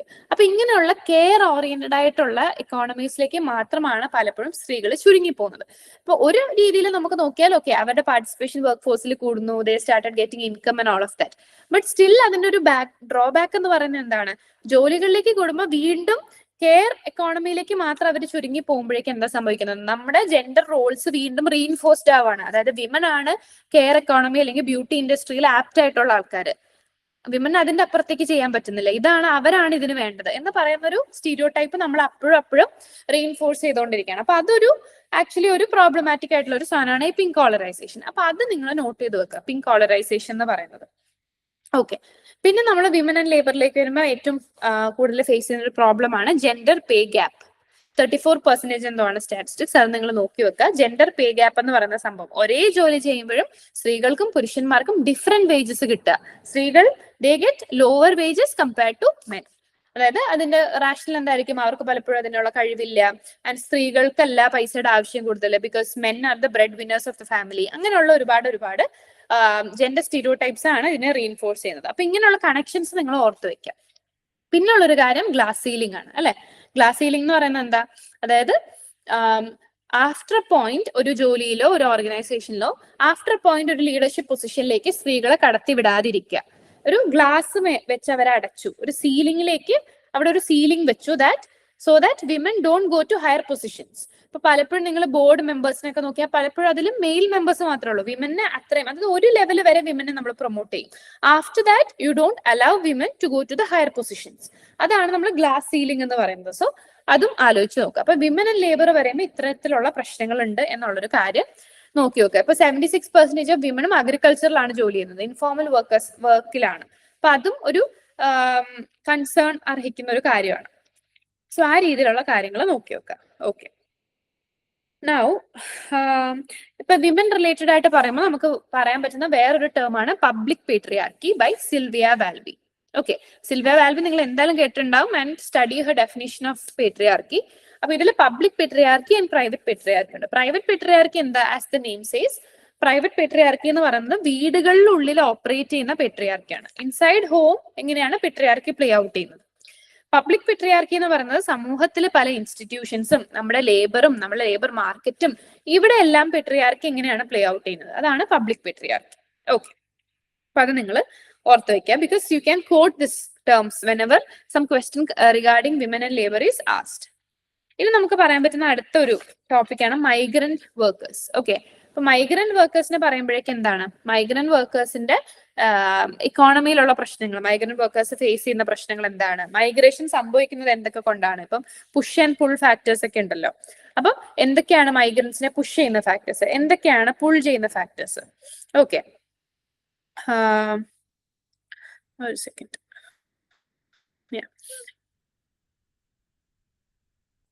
അപ്പൊ മൈഗ്രേഷൻ എന്ന് പറയുന്ന പ്രോസസ്സ് എന്താണ്, individuals move from one location to another. അപ്പൊ അതിൽ തന്നെ നമുക്കറിയാം എന്താണ് ഇന്റേണൽ മൈഗ്രേഷൻ ഉണ്ട്, എക്സ്റ്റേണൽ മൈഗ്രേഷൻ ഉണ്ട്. എക്സ്റ്റേണൽ മൈഗ്രേഷൻ എന്ന് പറയുമ്പോൾ അക്രോസ് ബോർഡേഴ്സ് പോകും, ഇന്റേണൽ മൈഗ്രേഷൻ അകത്തുനിന്ന് തന്നെയാണ് മൈഗ്രേറ്റ് ചെയ്യുന്നത്. നമ്മളിപ്പം കേരളത്തിലൊക്കെ പറയുന്നത് ഇന്റേണൽ മൈഗ്രേഷൻ ആണ്. ഓക്കെ, ഇനി ഇന്റേണൽ ആൻഡ് മൈഗ്രേഷനിൽ നമ്മൾ പുൾ ആൻഡ് പുഷ് ഫാക്ടേഴ്സ് ഉണ്ട് അല്ലെ. പുഷ് ഫാക്ടേഴ്സ് എന്ന് പറയുമ്പോൾ what factors push them to a new place. അതായത് ഇപ്പൊ നമ്മൾ നിൽക്കുന്നത്, ഇപ്പൊ ഞാനൊരു മൈഗ്രന്റ് ആണെങ്കിൽ എന്റെ നാട് ഇതാണെങ്കിൽ ഇവിടെ കുറച്ച് പ്രശ്നങ്ങളുണ്ട്, that push me to another place. അപ്പൊ എന്താ ഞാൻ ഫേസ് ചെയ്യുന്ന, ഇവിടെ എന്റെ നാട്ടിൽ ഞാൻ ഫേസ് ചെയ്യുന്ന പ്രശ്നങ്ങളാണ് പുഷ് ഫാക്ടേഴ്സ്. ചിലപ്പോൾ അത് പോവർട്ടി ആയിരിക്കാം, അല്ലെങ്കിൽ അൺഎംപ്ലോയ്മെന്റ് ആയിരിക്കാം, അല്ലെങ്കിൽ ഒരു ക്ലൈമറ്റ് ഡിസാസ്റ്റർ ആയിരിക്കാം, അല്ലെങ്കിൽ വാർ ആയിരിക്കാം, ഓക്കെ, അല്ലെങ്കിൽ ഒരു കോൺഫ്ലിക്റ്റ് ആയിരിക്കാം. അപ്പൊ ഇങ്ങനെയുള്ള കലാമിറ്റീസ്, ഇതൊക്കെ കാരണം ഞാൻ എന്ത് ചെയ്യും, I am force to go to another place. ഇനി പുൾ ഫാക്ടർ എന്ന് പറയുന്നത് എന്താണ്, അതായത് ഞാൻ ഈ ഒരു നാട്ടിലാണ് ഉള്ളതെങ്കിൽ അപ്പുറത്തെ നാട്ടിലെ എന്തൊക്കെയോ factors they are pulling me to that place. Okay, something I am getting attracted by some factors in that new place and I am going to that place.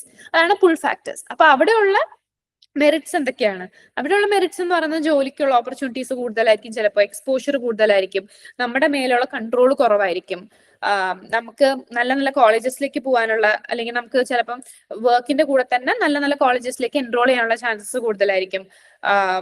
Or പിന്നെ നമുക്ക് പറയാൻ പറ്റും ലീഡർഷിപ്പ് ഓപ്പർച്യൂണിറ്റീസ് ചിലപ്പോൾ കൂടുതലായിരിക്കും, നല്ല infrastructure ഉണ്ടാവും അല്ലെ, economic ഡെവലപ്മെന്റിലേക്ക് ചിലപ്പോൾ കൂടുതലായിരിക്കും. അപ്പൊ ഇങ്ങനെയുള്ള പുൾ ഫാക്ടേഴ്സ് കാരണം ഞാൻ അടുത്തൊരു സ്ഥലത്തേക്ക് പോകും. അതാണ് push and pull factors. Then you have to study about what are the challenges faced by migrant workers. Obviously നമുക്കറിയാം ചിലപ്പോൾ റെസിഡൻസിന്റെ പ്രശ്നം, അല്ലെങ്കിൽ ഹെൽത്ത് കണ്ടീഷൻസ്, വേജസ് കുറവായിരിക്കും, എക്സ്പ്ലോയിറ്റേഷൻ ഉണ്ടായിരിക്കും, ഫാമിലിനെ മാനേജ് ചെയ്യാൻ പറ്റുന്നുണ്ടാവില്ല, കൾച്ചറൽ ഷോക്ക് ഉണ്ടാവും, exploitation by that people in the new place. അപ്പൊ അങ്ങനെയുള്ള കോണ്ടെക്സ്റ്റിൽ നമ്മൾ മൈഗ്രൻസിന് വേണ്ടി എടുത്ത പോളിസീസ് പഠിക്കാം. ഇപ്പൊ ലേബർ കോഡ്സിന്റെ കാര്യം പറയാം, അല്ലെങ്കിൽ ഈ ശ്രം പോർട്ടലിന്റെ കാര്യം പറയാം. Okay, then we can also talk about how Kerala is addressing them as guest workers. അപ്പൊ അങ്ങനെയുള്ള കാര്യങ്ങളൊക്കെ നിങ്ങൾക്ക് എക്സാമ്പിൾസ് ആയിട്ട് ഇടാം. ബേസിക്കലി GS പഠിക്കുന്ന പോലെ തന്നെയാണ്, പക്ഷെ സോഷ്യോളജിക്കൽ കീവേഡ്സും നമ്മുടെ തിങ്കേഴ്സും തിയറീസും ഒക്കെ ഇതിൽ ഉപയോഗിക്കാൻ ശ്രമിക്കാം. ഓക്കെ,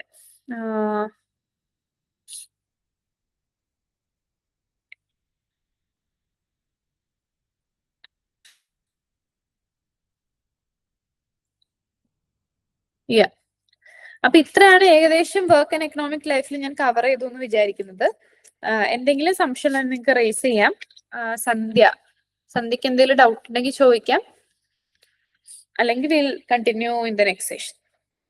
ഇപ്പൊ വർക്ക് ആൻഡ് എക്കണോമിക് ലൈഫ് വരുമ്പോഴേക്കും നമ്മൾ ഫോക്കസ് ചെയ്യേണ്ട ഇത്ര ഏരിയാസ് നോക്കാം. ഇൻഫോർമൽ വർക്കേഴ്സ് ഭയങ്കര ഒരു ഇമ്പോർട്ടന്റ് ഏരിയ ആണ്, മൈഗ്രേഷൻ ഭയങ്കര ഒരു ഇമ്പോർട്ടന്റ് ഏരിയ ആണ്, വിമന്റെ കാര്യം വരുമ്പോൾ അത് ഭയങ്കര ഇമ്പോർട്ടന്റ് ആണ്.